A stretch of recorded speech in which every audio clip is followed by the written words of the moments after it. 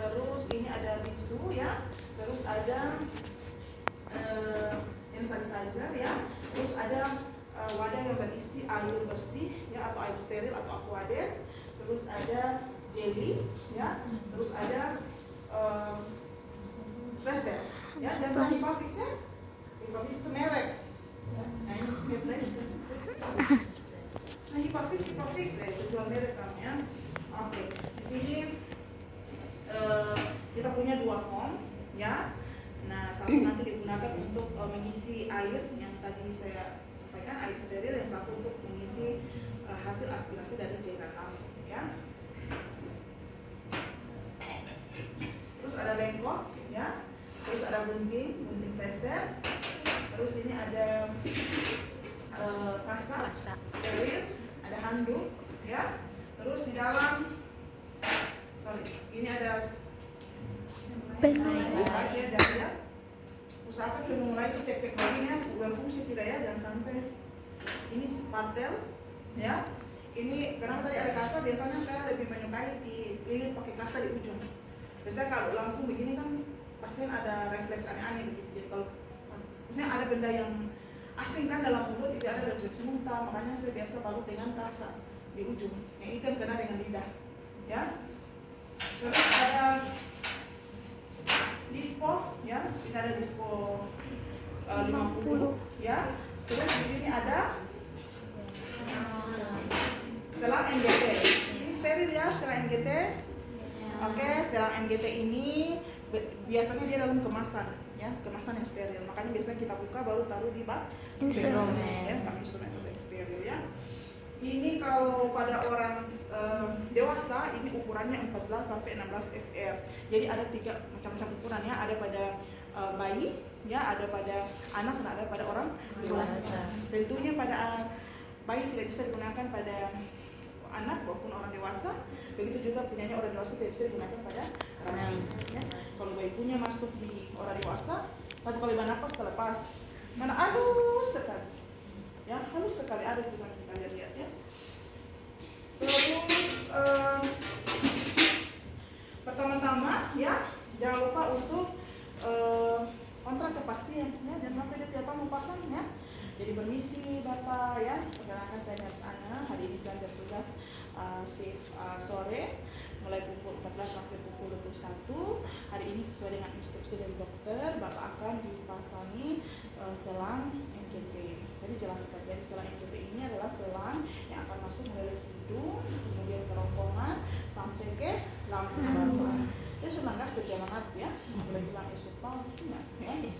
Nah, jadi tujuannya adalah untuk memenuhi status nutrisi Bapak ya, supaya Bapak punya status nutrisinya membaik. Kan kebetulan Bapak punya gangguan melan misalnya. Ya, jadi tujuan ini supaya kebutuhan nutrisi Bapak tetap tercapai ya, atau terpenuhi. Oke. Bersedia ya Pak? Minta baru info konsennya dikasih. Setelah itu kita siapkan ya, diangkatkan alat pasien, terus di tangan ya. Terus ulangnya itu sudah tahu kan? Ya. Sampai Aika ya, nanti ditanya sampai di sana tidak tahu anak langkah ya. Oke, setelah itu kita identifikasi pasien dengan 2 cara. Apa itu? Nama dan nomor rekam medis. Nama dan nomor rekam medis sama Tanggal lahir. Ya, dan sampai ya dia ada habis makan bakso pisang goreng nanti berkumpul ya. Orang bisa makan ya. Nah, dia harus pasang NGT ya. Dia orang baru habis makan mie ayam ya, suruh pasang NGT. Kan tidak ada apa-apa. Oke, ya. Jadi setelah itu kita posisikan pasien dengan posisi semi-forward. Masalah NGT ini bisa pada orang sadar maupun yang tidak sadar. Ya, bisa pada pasien ICU, bisa lihat tuh ada kita pasang, atau juga pada pasien yang sadar ya. Kalau dia sadar, posisi angkat dan posisi semi-forward. Coba bantu saja untuk posisi semi-forward. Siapa?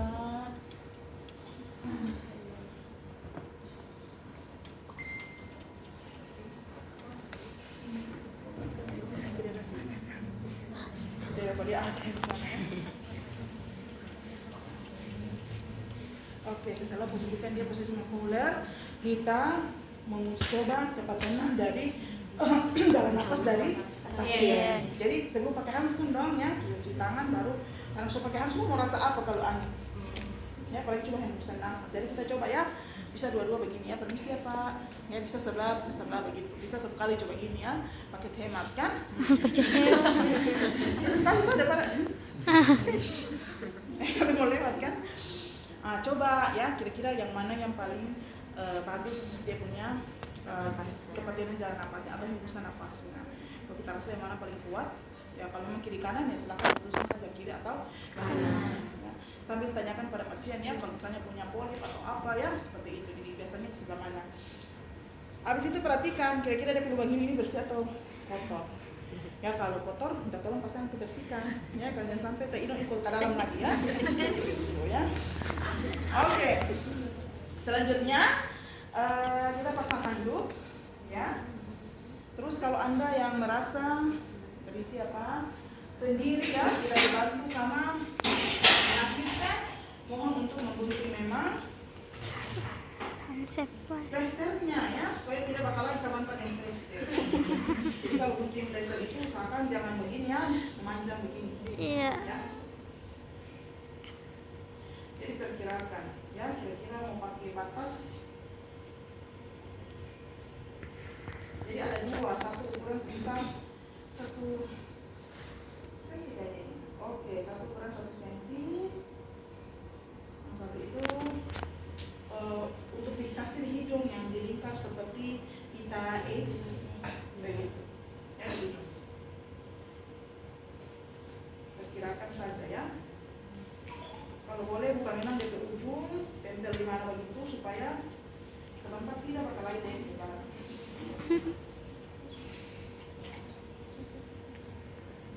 Jeli juga sudah bisa letakkan di bak steril atau bak instrumen yang steril supaya tidak berkelahi lagi dari jeli sekarang. Saya suka cewek apa itu?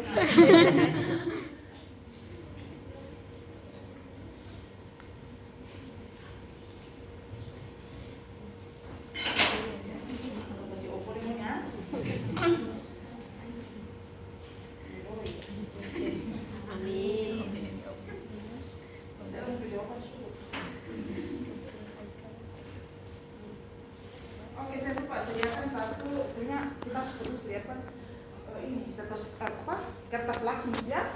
Iya. Laksmus sama stetoskop ini saya lupa. Jadi karena kebetulan saya sendiri tanpa asisten, maka saya sudah siapkan memang ya, ini air memang saya tuangkan di dalam kom ya, Aquades ya. Setelah itu jadi saya isi memang di dalam bak instrumen ya. Saya tidak bakal lagi jadi ya. Terus habis itu spatel saya sudah lingkar dengan atau lapisi dengan kasa.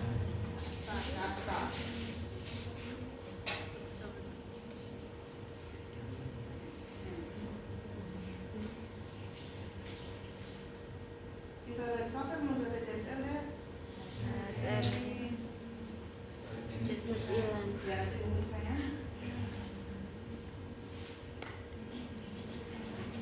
Oke, setelah itu bisa kembali kalau Anda merasa tangan kotor, bisa pakai hand sanitizer ya. Kalau kita pakai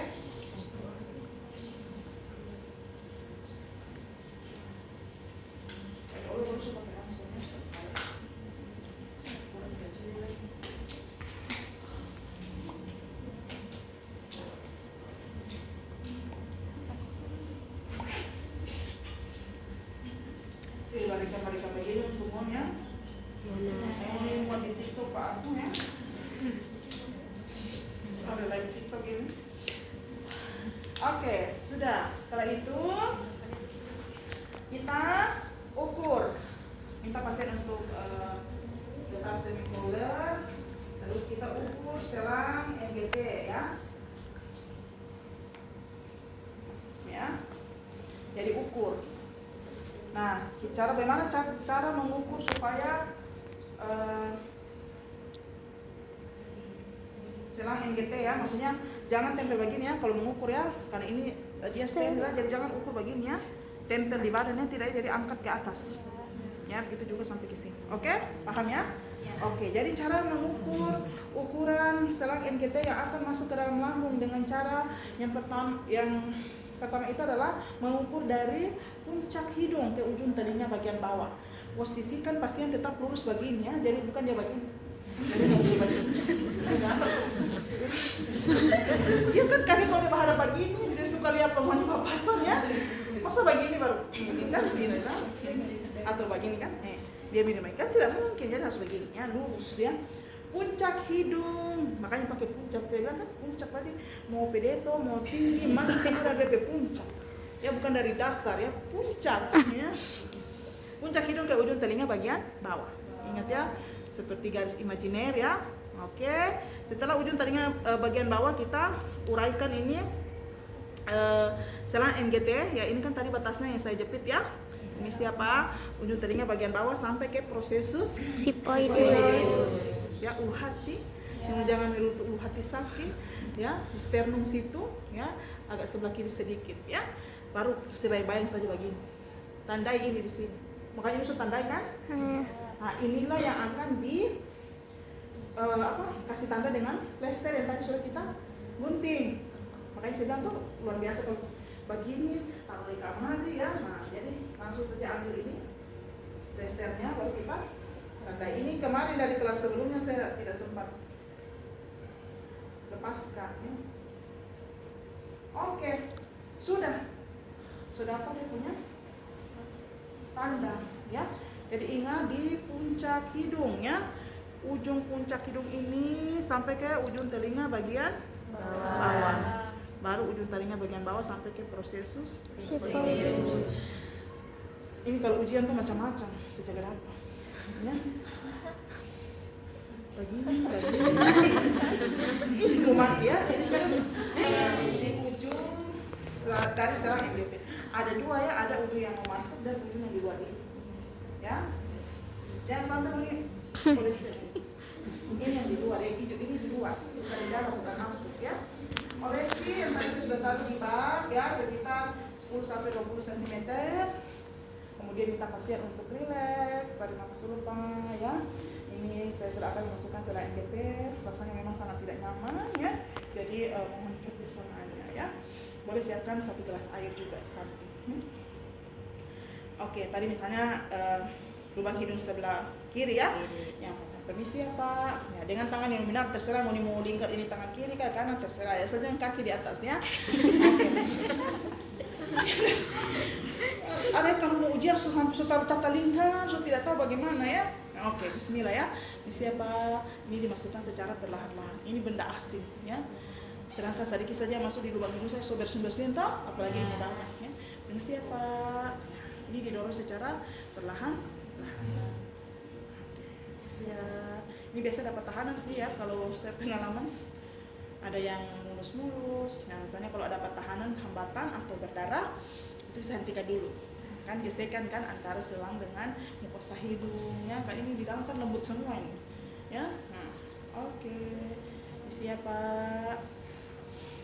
Kalau kita rasa sekitar mungkin ya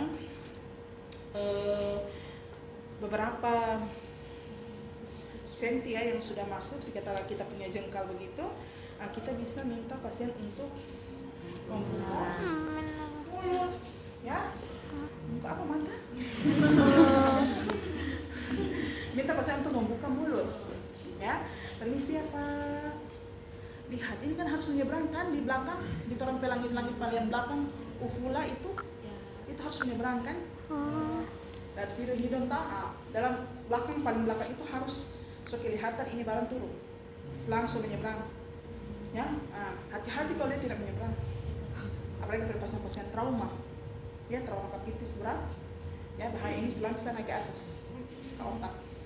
Ya makanya kenapa pada pasien dengan trauma kapitis, saya lupa istilahnya itu yang 3 itu ya, yang kotblu apa itu tidak disarankan untuk dipasangi NGT karena takutnya masuk. Ya, oke. Kita cek ya, sebagainya baru pakai tadi itu pen light, makanya ada pen light mulia kan? Nah seperti itu ya. baku ya. Oke, ini langsung taruh ke bengkok. Nah, kita lihat, oh sudah menyeberang di ujung. Nah, baru kita minta pasien misalnya untuk menelan. Atau kalau ada air tadi, kita minum air supaya dia ada refleks untuk menelan. Ya. Isi apa? Isi ya. Nah, insulin togin ya, karena bukan pantun NDT ya. Ini sampai di sini baru kita berhenti ya. Oke, selanjutnya seperti apa? Ujung dari selang ini kita supaya tidak terkontaminasi atau tidak banyak masuk udara, kita masukkan atau kunci dengan Dispo. ujung dispo. Ini masuk ukuran. Yang bisanya makan dari sini. Ya, oke. Ya. Sekarang tolong langkah berikut adalah memastikan bahwa ujung dari selang tadi betul-betul masuk di Lambung. di lambung, di gaster atau tidak, dengan 3 cara ya. Yang pertama yaitu dengan menggunakan memasukkan udara dan kemudian kita dengar dengan stetoskop ya. Jadi pasang punya stetoskop ya. Terus diafragma dari stetoskop itu diletakkan di mana kira-kira posisi lambung kalau di IC.